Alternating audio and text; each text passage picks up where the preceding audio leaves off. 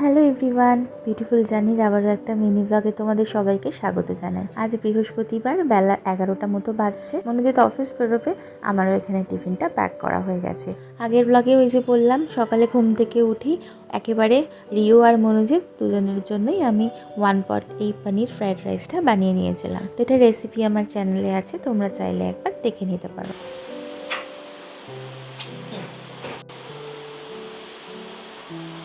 Tata, সব নিয়েছো তো?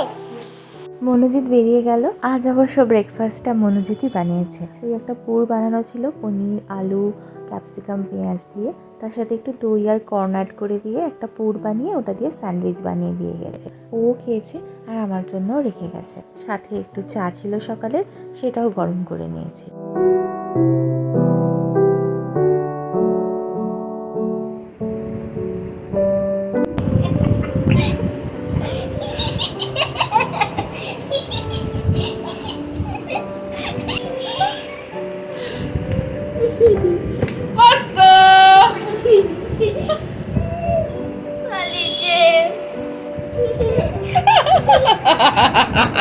দুপুরের পর থেকে তো আর ব্লগ করা হয়নি। এখন 9:45 বাজছে। আমি আয়রন করছিলাম আর পোস্তকে দেখো খিদে পেয়েছে, ডাকতে এসেছে। কি হচ্ছে? কি কি চাই? খিদে পেয়েছে? চিকেন খাবি? সবজি খাবি? ভাত খাবি? এদিকে আয়, এদিকে আয়।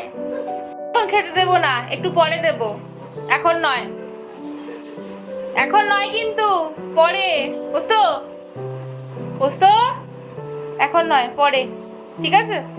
পরে খেতে দেবো, এখন না, কাজ করছি এখন।